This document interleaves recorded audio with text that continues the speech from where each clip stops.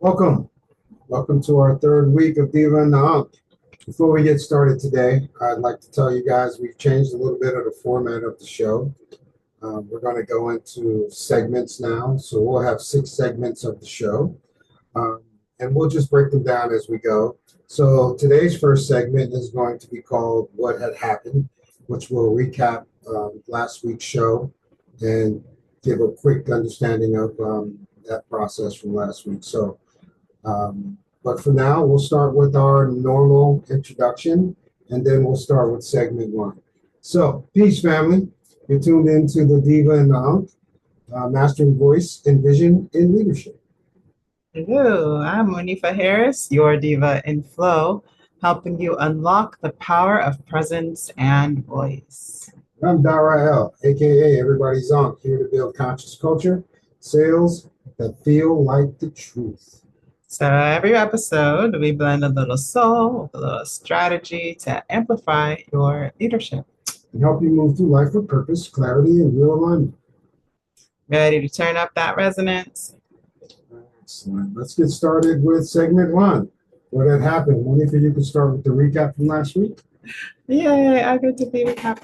Good. So last week we were talking a little bit about why they should stop talking, right? Like them, those others that are on the other side of the screen. So it was really just diving into the different ways that we want people to like start having conversations that further, that integrate, and when it's not happening, right? And a lot of times that when it's not happening, it becomes a they. And when we start pointing fingers as they, then we're no longer having that advancement of moving forward, right? So we had a little conversation about what that's been like growing up and why it's become a point of focus for us over the years to help people to be understood more clearly and to get their ideas across and get across what can really help and change and motivate people in their life. Yeah. So, excuse me. So that's what had happened last week, and we chopped it up pretty good about that. And in segment 2, we're going to have a vocal power play with Monifa. And the purpose of the vocal power play is Monifa's going to give you guys some vocal tips, some breathing drills, or maybe techniques, or something to help you build your confidence with your voice. So Monifa, give us a tip today. Yay! So, tip today is how to have a vocal impact.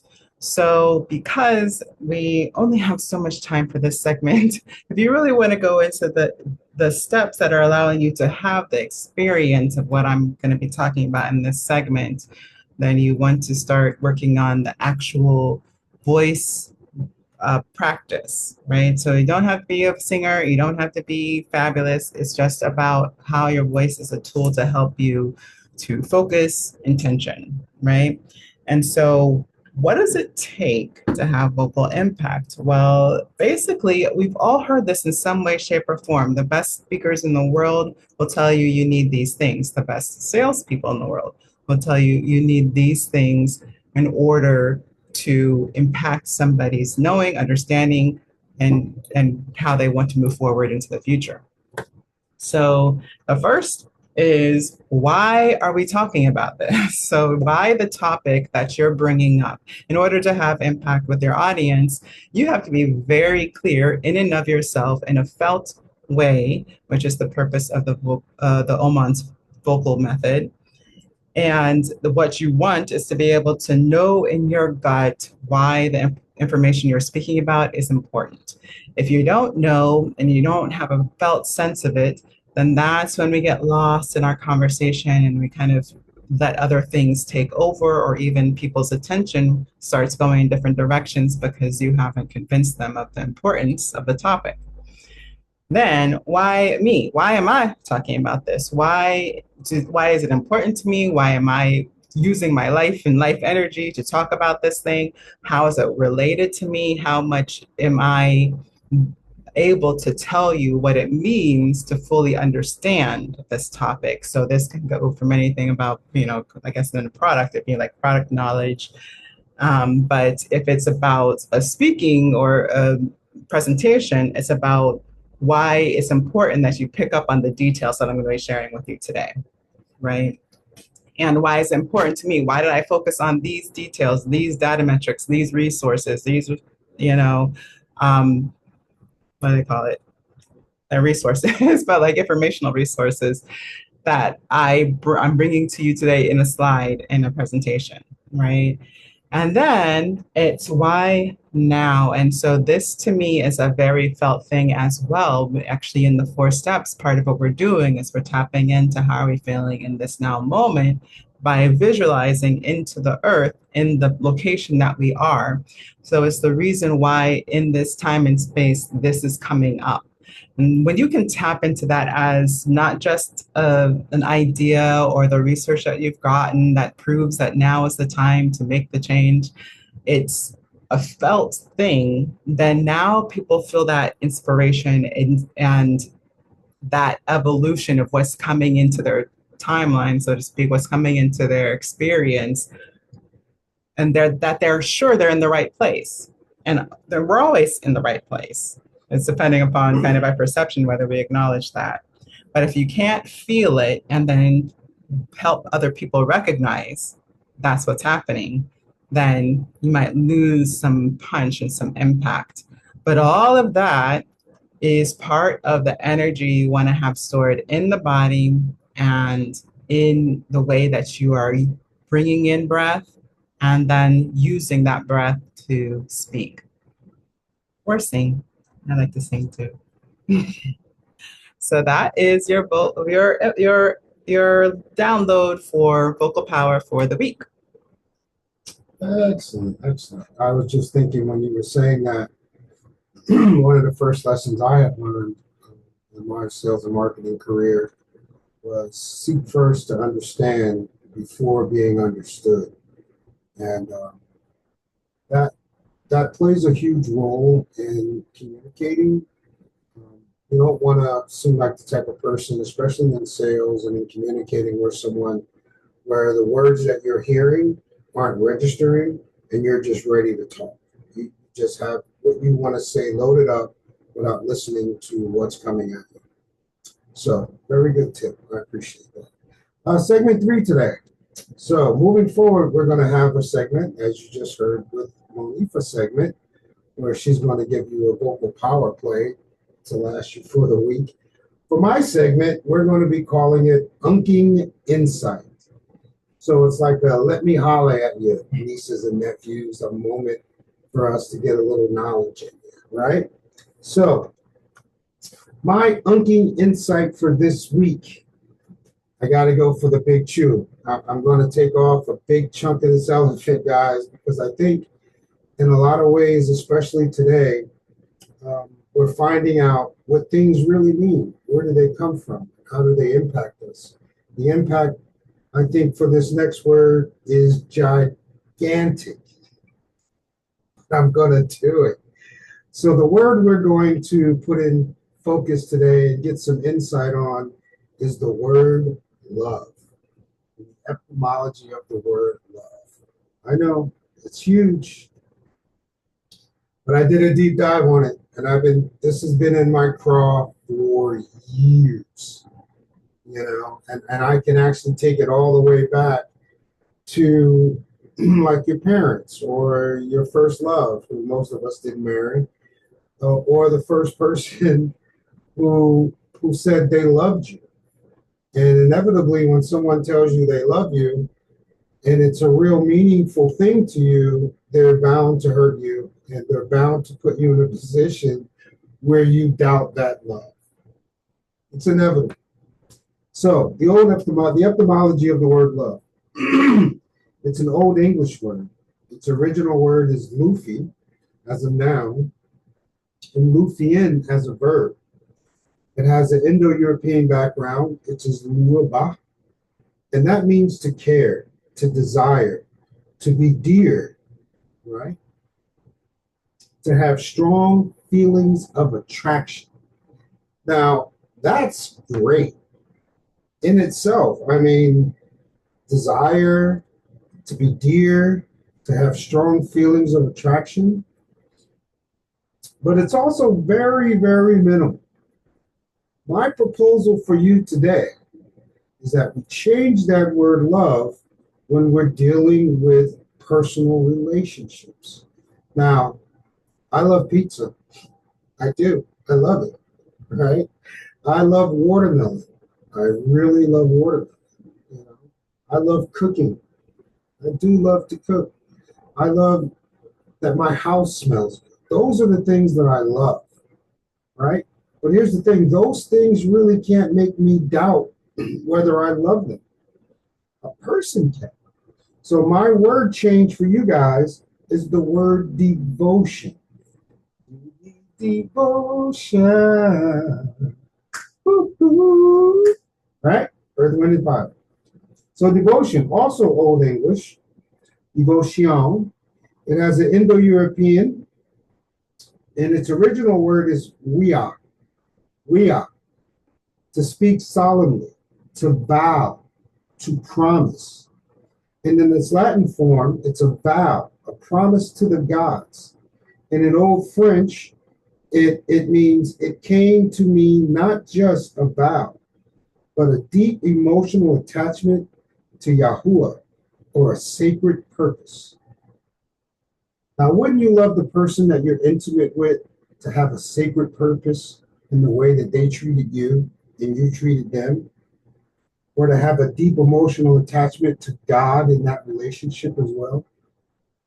So my unky moment is, let's chill out on the word love a little bit, okay? Because love is more of a feeling type word as opposed to an action. People say love's an action word. Not really. It's just a feeling. It really is just a feeling. But devotion kicks in a vow. Wouldn't you love your mate to have a vow? Well, you do take vows when you get married, right? But those vows, and in those vows, love really doesn't fit into a vow because a person can love you today and not love you tomorrow. And that's just real. That's our unking moment for this week, and I'll have a gem for you next week. I like that. I like that. I love that. For me, when I'm thinking directly about that love word, like the feeling to me is connection, but it's not just like any connection. It's like a real connection, a felt connection, a connection that's meaningful to me and will impact me for the rest of my life. So it really is like a deeper feeling for me, but that's because it's a heart word for me. In other words, it's very true on so many levels, on my spiritual level, on my soul level, and on my mental level. So I like that. I like that. It's a big word, man. Yeah, I think we could use more devotion. We've commercialized it. We've abused it. It doesn't hold the same power that it used to hold. Like a dog doesn't love you. Your dog doesn't love you. Your dog is devoted to you. You know what I mean? Your pets, your animals, your parents, that really is, that goes beyond love. It goes into a devotion. It's a spiritual connection that you have with someone when you're devoted to them. The word goes way deeper than love can ever possibly hope to reach. Yeah, I do like that. I feel like we could be the things that we're devoted to, we're willing to keep going for, And the more things we have like that, and the more people we have that we will be devoted to in our lives, the more rich life feels, right? And the more meaningful everything is. It's a different kind of commitment to have devotion. Absolutely. Absolutely. Segment 4, guys, is going to be your time to shine. This is going to be an opportunity, if you're watching our videos, if you're following us, to send in questions if you have questions. If you want to make a statement about the episode, we'll give you your opportunity to shine. We'll read any letter that you have at this moment. In the future, Diva The Diva has lots of students who are doing really big things in the world, and we're going to give them their time to shine on this show. We're into anyone who's into the arts at all. If you're an artist in any way, we'd love to give you your opportunity to shine here. Send in some of your work, whatever work it is, and we'll be more than happy to highlight it and to give you your just desserts um, here on our show. We're looking Yeah. for young people, young or old, doesn't matter who you are, but people who want to have an opportunity to shine, and we want to let this platform be a part of getting you out to the world. Absolutely. Yeah, and I'm just gonna big up any visionary thinkers out there, anybody who's got an idea that they want to share. It's also what we can think of as creative. It's source evolved, right? Like it comes through you. So if you have that, I also think of that as being a creative entrepreneur or a visionary entrepreneur. So I think it's important that we are allowing the ideas that are fueling us to be shared throughout throughout the world, and we are responsible for each other, right? We're responsible when we see a good idea to share a good idea. When we see something that wants to be further explained or further shared and evolved, then we got to share that too, you know. Absolutely. Absolutely. Absolutely. So that portion of the show is going to be dedicated to you guys. We really want you to be involved.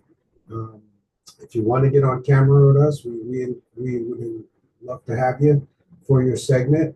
Um, I know we want to get some young artists. If you want to do a tune for us, anyone, hey, we're actually looking for someone to go ahead and do like an intro for us, your original music or your original sound.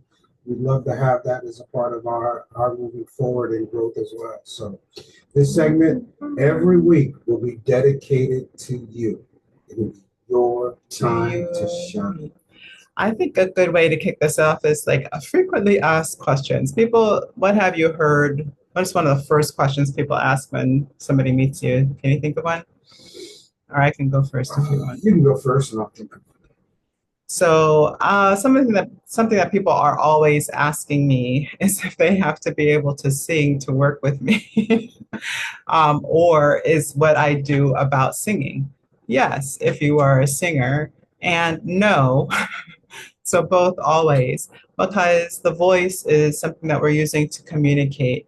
And so it's really about how are we allowing our voice to communicate our message, and whether that's through art and song, or whether that's through a vision and an idea of how the world can be with a little bit more information, right?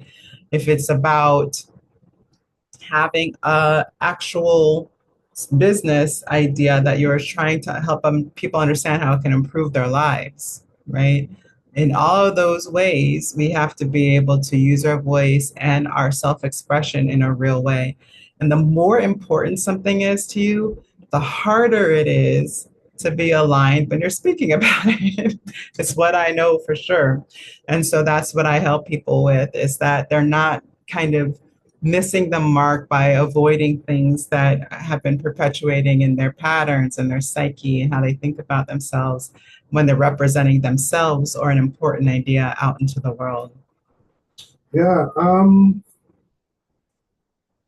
it's funny because it's really kind of hard to think about what people ask me about myself when I meet them, because I'm always the instigator in our meetings. And so I'm pretty much always in control of the conversation. And in my conversations, I make it about the person that I'm speaking with. So I don't get a lot of personal questions. What I get is an endearment from people. And maybe after a couple times we've interacted, they'll want to know a little bit more about my background. But I guess one of the more common questions would be where I'm from. Um, because I don't have that heavy East Coast accent, uh, people get confused, you know, because I don't sound like, yeah, boy, you know what I mean? You know what I'm saying? I'm from that East Coast. I'm from Jersey born. You know what I'm saying? That's not how I speak. I can speak that way, but for the most part, I'm more of an enunciator when I talk. So I want to make sure that my words carry the proper vibration of what I'm using, and especially when I'm communicating and looking for a need that I can fulfill for you. So in a lot of ways, I typically guide a conversation. I'll get away from, uh, do you have a family? I'll get those questions more so in my line of work because I'm typically steering the way the conversation goes. And in my world, I really do try and make it all about me. Yeah. That's so interesting too, because that's something that we talked about when we first met, because both of us get that a lot. Like people are like, what kind of English is that? Yeah, where you from? Yeah. I'm like, I can't get a beat on you. What's going on here? depends on who I'm talking to. I pick up accents. So does Darrell. He does it worse though. Yeah. He does Yeah, it okay. worse. Like he's like literally falls into the rhythm of the way people speak, and it feels like a little like I don't know, mocking to me. But at the same time, most people don't recognize it because that's how they speak. And as long as it's in like a what you always get from Daryl is just like in good nature, in love, like Authenticity. they don't feel that at all. I'm always kind of like cringing a little bit, but I've done that only because I've done it and I didn't mean to do it, and I I was like, It's funny when I'm doing it and I catch myself and I try and switch out of it, like I switch back because I literally start getting different vibrations from that person when I don't know, it's hard to explain. I'm not necessarily a chameleon type of person. I'm more of a straight no chaser, but I'm also a 200-pound African American who can make you feel safe around him. So without the I don't even know how to put this without you feeling like it's inauthentic. well, yeah, I think every time I see people around you, that's something that I think is one of Daryl's geniuses is that it's so clear that that he's like coming from love. It's very clear. And I don't know how he does it exactly. I just did, but actually, when I met him, that's one of the things that I noticed the most because I had always assumed the way people perceive you is the way they're going to perceive you is going to come from their history, their family, whatever, whatever. But I would literally see people who are straight, like have like one of those Confederate flags in the yard, have like whole conversations and end up inviting Daryl to dinner or literally just admitting to them, well, I would invite you to dinner, but I don't know how my husband would feel about that. Right. Yeah, we got Like, a couple of those. and so to me, that was like, it was mind blowing because what was happening is he was connecting beyond what people saw about him, right?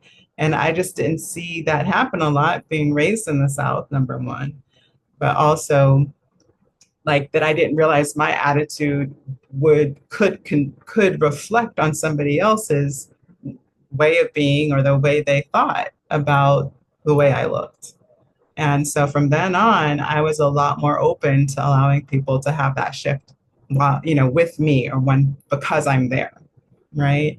Instead of assuming that they already had to be somebody who would be open to what I had to share with them. So that's something that he's still trying to teach me. We're working on it. Not necessarily the color thing, but the whole assuming I know what people are thinking. Yeah, and maybe that's probably the spotlight on time to shine. If I could say anything that would increase your ability to communicate like hundreds, maybe even 1,000-fold, is to go into each communication with people with a blank slate. Like, try not to have a preconceived idea of what they're going to say or who they are. just be curious is probably the easiest way to say it is don't try and think that you know who someone is until you create the curiosity to find out. And people open up to you. I mean, you open up to you more than people open up to you. Because when you're curious, you're kind of, there's something you're curious about. Like, I've always had this ability to kind of know when someone wasn't from where I was. Like when I was in Carolina, I could tell if a person wasn't born and raised in Carolina, and then I would be curious as to know where are they from. What brought them to Carolina? And Carolina is interesting because there's so many military bases. People are from everywhere in the Carolinas. Like it's really one of the states that I've been in that I really appreciated so much is that there's this influx of people from different places that make parts of Carolina really special. And those are typically around military bases and stuff like that, where there's there's um there's a brotherhood, there's um, a shared background through military service that people just get to these areas and they just don't want to leave. That's one of the reasons why I love Carolina and so much was, especially the Fayetteville area, where they have Fort Bragg and so it was just really, really my experience through life to know that, hey, just be curious when you're communicating and you'll see the change in the way people respond to you through your curiosity. Or, like I said earlier, seek first to understand before being understood. I love that. I think this what's great about you using the word devotion for love as well is because when you are devoted, you're devoted to what they are, right? So part of, I think, being truly a loving partner is being devoted to your partner being the full fruition of who they came to be in the world. I think a true love will want that for the other partner. Which actually leads us to segment five. That's and this week's show topic. How Segment interesting. five is the way we see it. And the topic today is what do you want? Like perfect flow. Actually, we need to set that up. So when I train folks and when Monifa teaches, one of the first things you have to really get out of a person in order to help them is to know what they want. And I got a secret for you. They really don't know. They know subconsciously, but it's not conscious what they want. They know what they don't want. And you'll get a lot of what a person's don'ts are in the attempts to find out what they want. And why is it important to find out what someone else's want? It's a quote that I kind of live by when I started in sales and marketing. And I can't remember which teacher I heard it from. It might be a Zig Ziglar thing. Um, Helping someone else reach their goals is the fastest way for you to reach yours. Right? And I know it's like, well, what if our goals don't line up? It doesn't matter. When you find out what someone wants and you help them achieve that, man, they'll move heaven and earth to help you achieve their goals, to help you achieve your goals once you help them achieve theirs. And if it's tied in seamlessly, like most of those situations are, them getting on the way to their goals is helping you get on the way to your goals. So, what do they want? You got something on that one? Yeah. What? Yeah. Well, what do you want? What's the original one, right? Yeah. What do you want? I think it's important to find out because often people are thinking they want things that they don't actually want. I believe that the problem with excess in the world as far as having too much of things that are being thrown away or being, people having too much money and some people having nothing. The reason why there's an idea of excess is because people are creating a lot of things that we are saying people want or should want. We're saying what is wantable, right? What's cool, what's in, what's right, chic.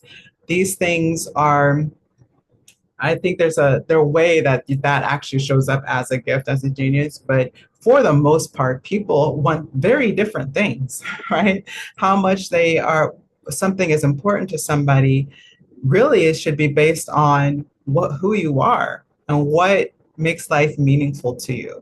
But because we have so many outsourced ideas of what is worth having, whether that be in your car, in your housing, in your clothing, then it becomes this thing where there's a lot of excess to create the one thing that everybody thinks they want, right? So that creates imbalance, and that's the problem. This problem isn't that we don't have plenty of resources. The problem is that there's imbalance of resources. The type of resources. So it's funny that you say that because when you said it, I saw a picture maybe last month, right? It was a picture of a very large company's parking lot from 1971 or 72. So the parking lot was full. I think I showed you this picture. But this photo has all of these cars from like the 70s, and they have every color in the spectrum in this parking lot. Your reds, your oranges, your greens, your mint greens, your blacks, your whites, your grays, your silvers, charcoal grays, like two-tone cars. We were really big into two-tone cars in the 70s, guys. Like, and it was so colorful. It was like a hodgepodge of color in this parking lot. They took a picture of the same parking lot in 2024, and it was black, white, silver. Black, white. I mean, it's crazy how our palettes have merged into one palette. Like, where's the individualism? Where's the diversity of who we are represented? It's really not. And it's only because somebody sold it to you because it would be easier if you bought more black, white, and silver cars. Right. And so it's like, and that's why we need to know our own impulses. We have to be in tune with our own desires in order to create what we want, not what we've been told to want. And I had this old post on Instagram. I don't know if you ever saw it, but it's basically a post that was in the beginning when I was in full rebellion mode of like not working for other people's desires, essentially, that says, don't work your butt off for other people's desires. There's no point in working as hard as we do in this culture for something you don't even really want. You just want to look like you're successful, whether that's to say that I made the right decisions or that my parents did the right thing, like depending on kind of your viewpoint of the world. But always to reinforce this external idea instead of being true to what you're here to experience. Yeah, and I think part of the problem is that we're so plugged into so many other things. And there's nothing wrong with being plugged into other things. But if you're not plugged into yourself first, then you're going to have a problem. You're going to have an identity problem. You're going to have not knowing what you truly want. And it's crazy because you saw this explosion of people or the mainstream funneling us. It's almost like we're being herded into these desires, having what someone else has. And I tell you, and I remember, all the shows that sort of told you that they were doing this. You know what I mean? Like they have that one show that was about these couples. They're not even a couple. They were like this corporate team of a mother, a father, and like a high school kid. And they had all the latest stuff, and they would flaunt it around the neighborhood to make other neighbors want it. I forget the name. David Duchovny was in that movie.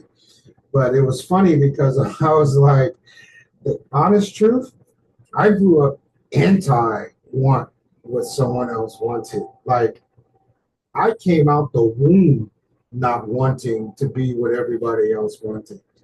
And it's funny, me and my older brother are 18 months apart. And in the 70s, it was really cute to dress all the kids like as lookalikes, as carbon copies. I hated it. Like I really despised looking at pictures of me growing up, and my mother had me and my brother dressed the same. And then when my little brother came, it was all three of us in these little whack outfits looking alike. And it really bothered me. We used to go sneaker shopping. And it was funny because I remember we would all pick out our sneakers, right? And we pick them out separate from each other because we didn't want the other guy copying off of us. This is a true story. I remember taking up sneakers, right, to the counter. All right, I got my sneakers. Here we go. And then my brother seeing the sneakers I had, and then them changing their choice to get closer to what I had because they liked them. And so I literally had my real pair of sneakers tucked behind the count, tucked behind wherever I was. So when we went up and they changed their choice, we'd go up and mom would pay for the shoes and I would run back and do the quick swap to get the pair I really wanted, which was nothing like what I had brought to the counter because it really bothered me for people to copy me. That and they were like, oh, copying is the greatest form Flattery. of flattery. I hated it. I don't want you looking like me, acting like me, being like me. I wanted to be an individual, my own self. And not a lot of people really want that for themselves, that scares me. Well, like I say all the time, a lot of these things are part of our archetypes. We're here to express the largest part of certain ways of being, just so that we can have that variation, so we can have that rainbow in the parking lot. Um, but yeah, like that's something that I think we both I always wanted to be different. And so a lot of the stuff that I was doing especially when I was a teenager, well, I knew I was different. That was part of it. Part of it was I knew, and then the other part was, well, I can't fit in. So I must completely be, just make it really obvious that they shouldn't expect the sameness from me. Right. And so it made me do all these interesting things, like buy an artistic shirt with a bit of tie-dyed and mirrors on it. It was like a artistic shirt. I don't know. It was a lady designed it, literally. Like she put it together.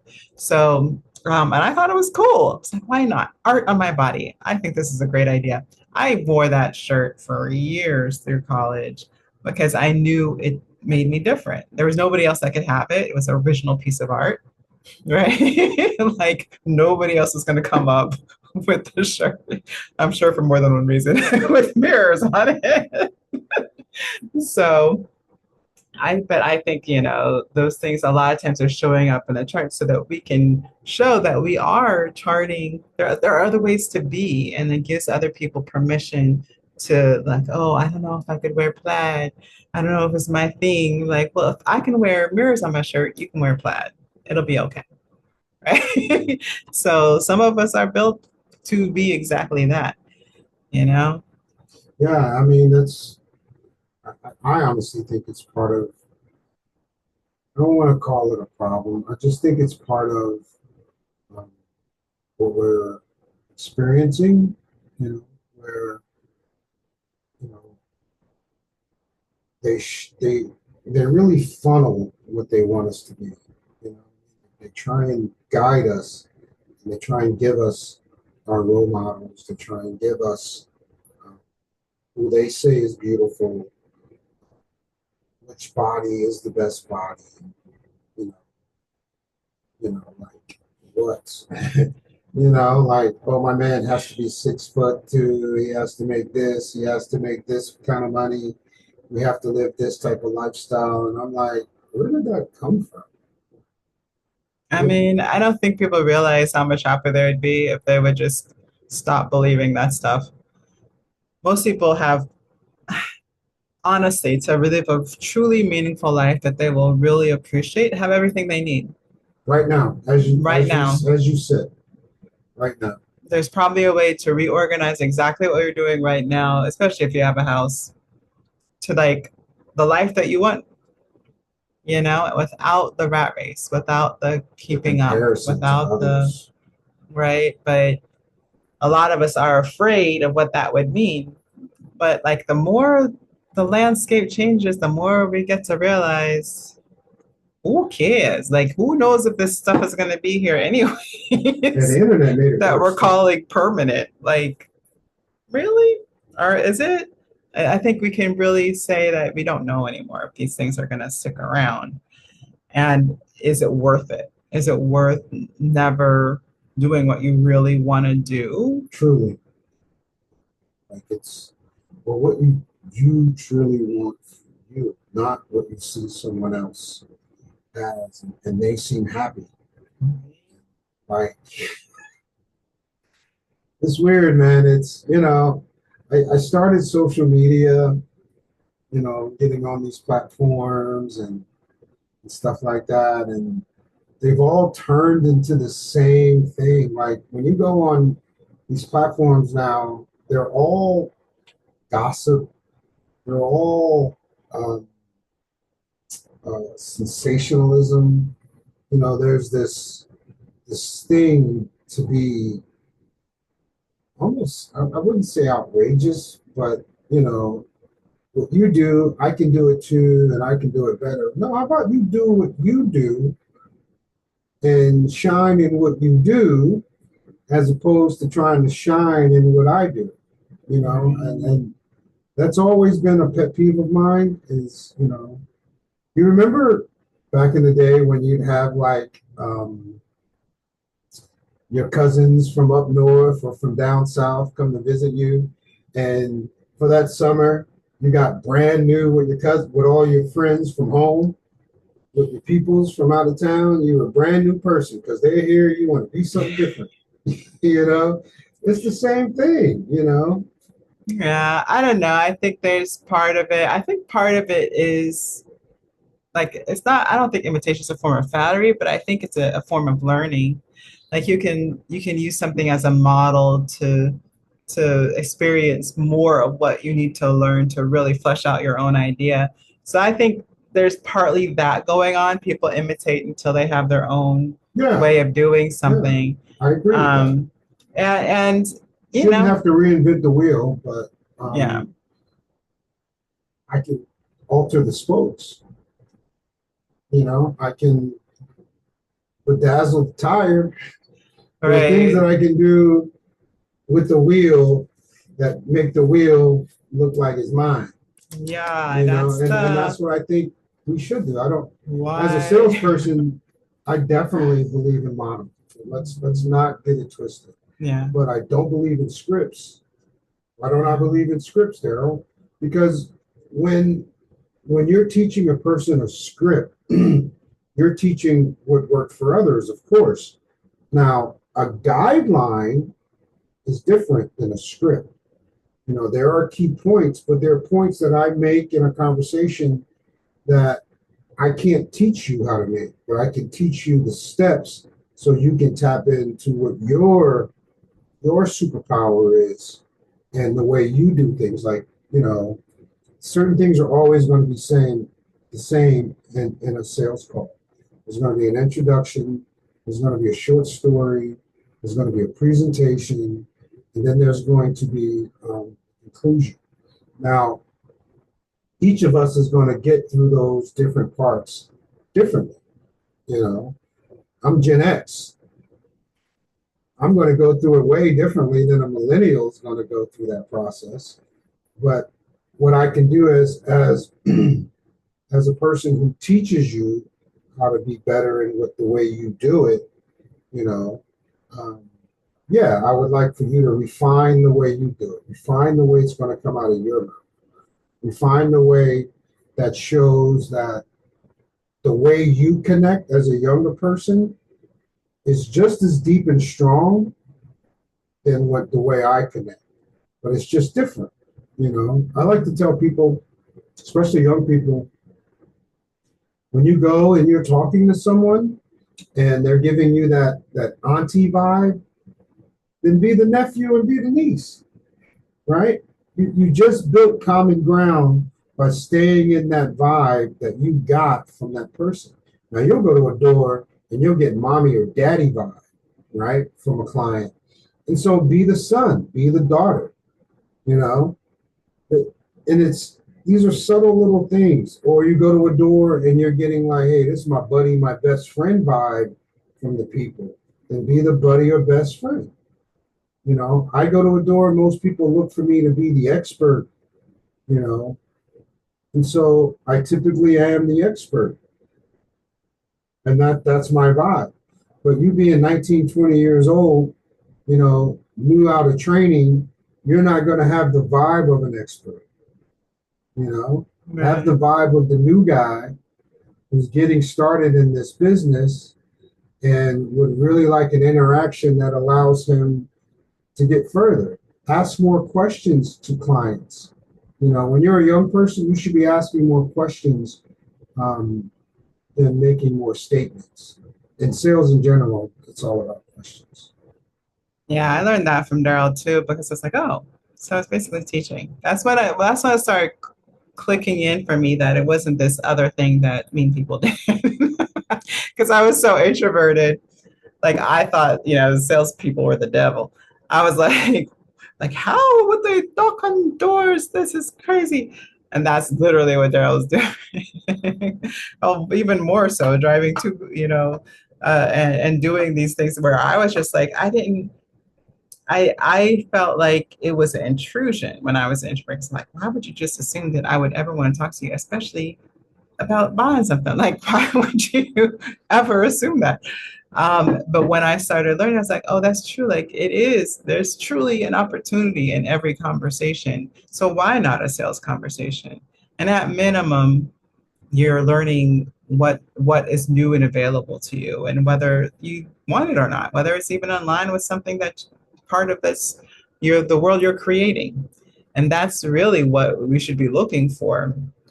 And that's that feeling to me, of that moving into those different relationships, like that aunt, that uncle, that dad. It's basically saying, not just, oh, yeah, I'm just going to play a part. No, it's you already have an aunt or an uncle. How are you with them? Right? You already have a personality. You already have a way of being. So you don't need to leave that at the door. You need to be who you are in this context with this information. So the why me feature has to be there because I'm a young person, like other young people in your family, learning and growing and helping people with what I do. Yeah, be young. Yeah. I look like a grizzled vet.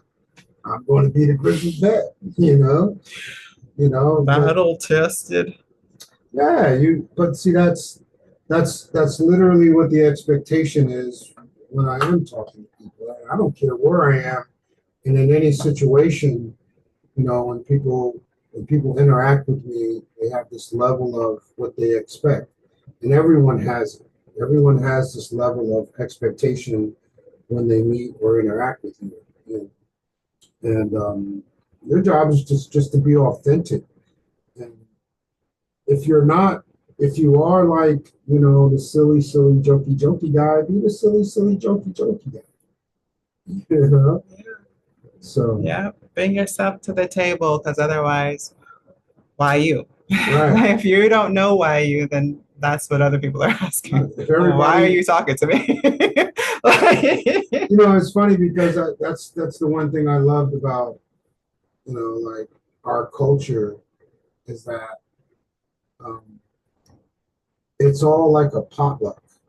I don't know if you've ever had like a really good potluck, um, where everyone brings their specialty, like that's kind of our Thanksgiving. And if you come in, you know, it's funny. My mom's going to get mad at me, but my family doesn't want my mom to make peach cobbler. No, not peach cobbler, sweet potato pie. Now, I think my mom's sweet potato pie is the best ever, you know. But I have a cousin who, makes desserts for a living. It's like her little side gig is making desserts, and she makes a fantastic sweet potato pie. And the family prefers her pie. So it took my mom a long time to understand that, you know what? I don't have to make a pie. I can make other things I'm great at because someone makes a pie that other people appreciate more, And my mom has a deep bag of great food that she makes, you know what I mean? But for so long, her pies, like I've sold my mom's pies to strangers. I take a pie to work, they taste her pie.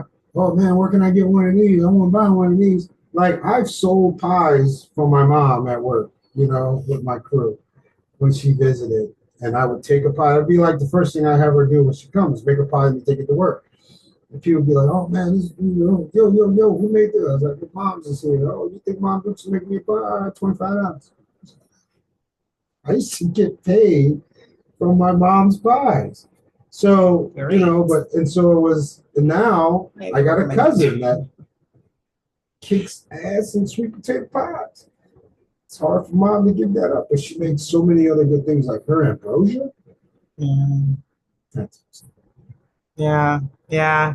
There's so much we have so much in the wheelhouse, and I think a lot of times for creators, those creators and visionaries that are all about being the individual, and sometimes hide their light because they don't know how to be distinctive enough, right? If they can't make it unique enough or smart enough or perfect enough, they feel like they're gonna just stay in the background.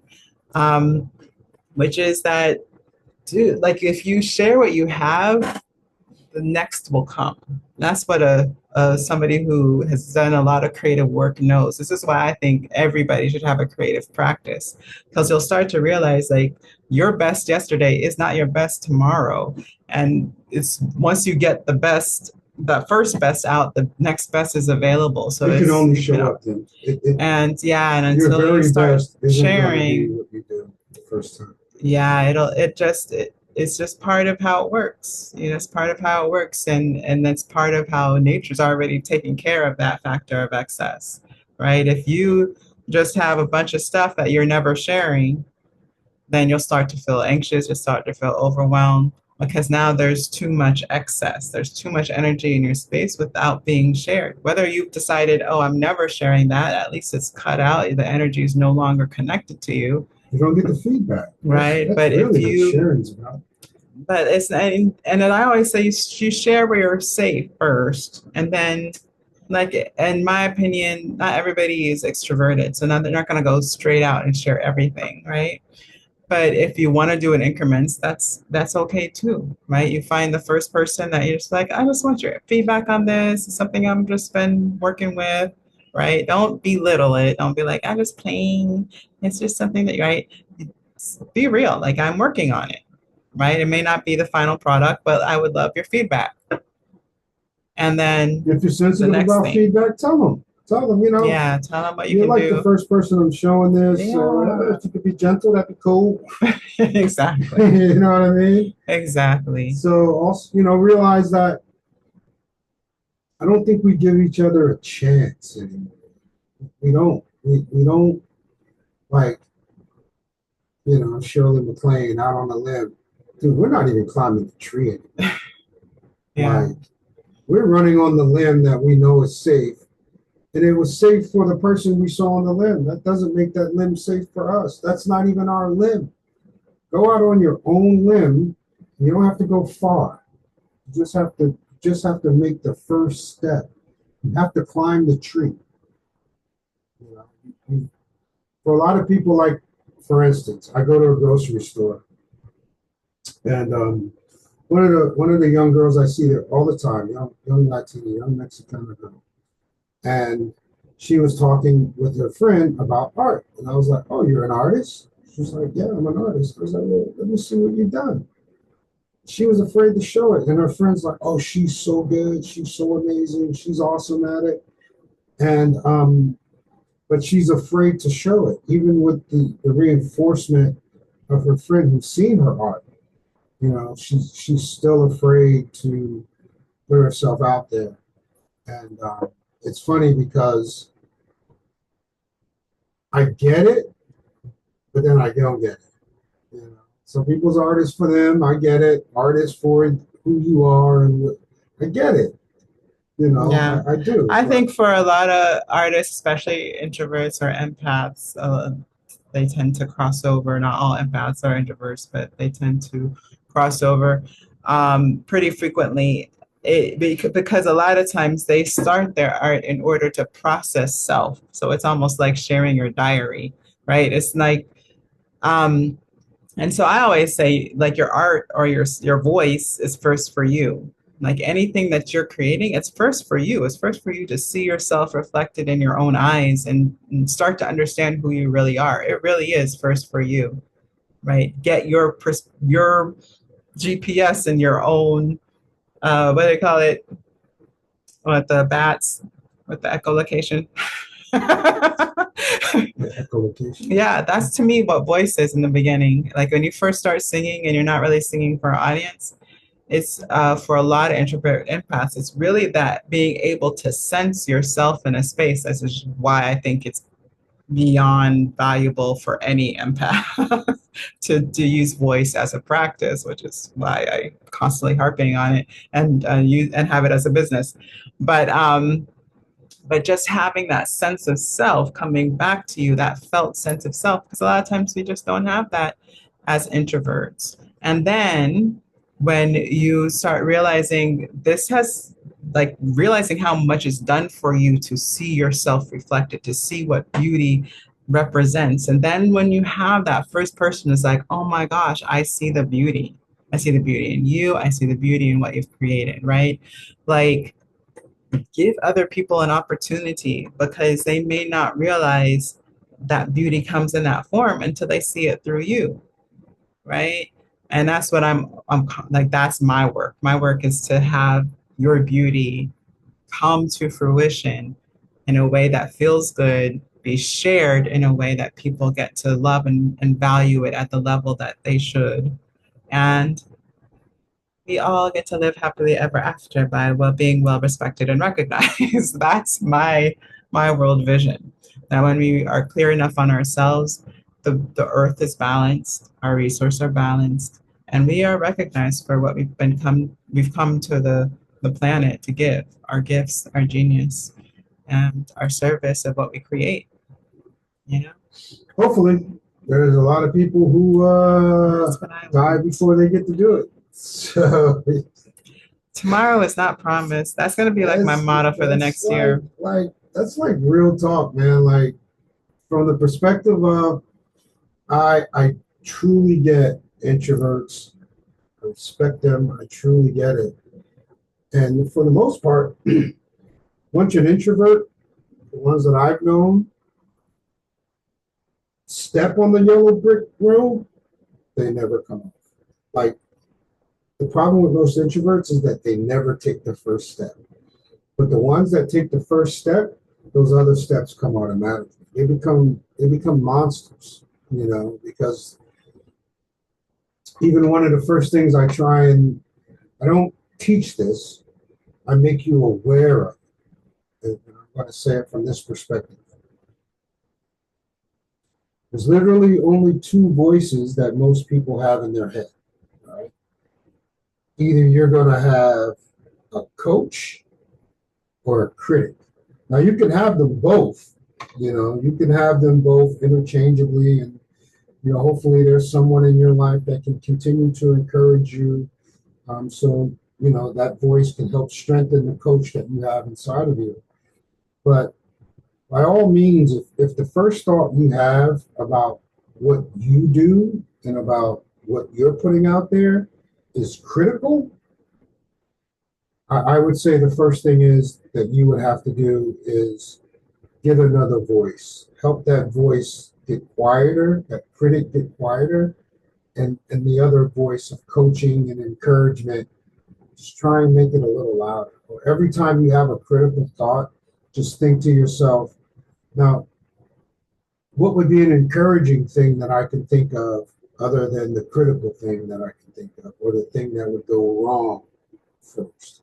I don't know where I got it from, but I always think the greatest possibility ever. Like negativity as what could go wrong. Like I see it, it's almost like a baseball player. I'm ready for the fastball and I'll adjust to the curve. It's just me. But I'm gonna hit that fastball. You throw a fastball, I'm hitting it. I'll adjust to the curve. And I think not everyone can feel and do that. These are little small steps.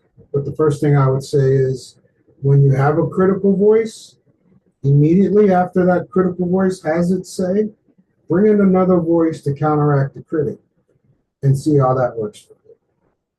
Yeah. Yeah, absolutely. Okay, so this is our last segment of the show. We're going to call this segment From Here to There. It's going to be a reflection on the episode, the takeaways, and offer a soul nudge toward what's next. So from wherever you are to wherever you're headed, let's just keep walking. It's the name of the game. We'll just keep walking and we'll meet you. That's really all you can ask. And so my show notes are, I'll have to watch it back to get a better understanding. Normally when I'm in flow, if I'm not following my notes, I'll just keep going. So I have to go back and watch it to see what I get out of that conversation. Yeah. I was thinking that normally I'm the same way, but definitely the be yourself theme, I think was in quite a few segments. And part of being yourself is knowing what you want.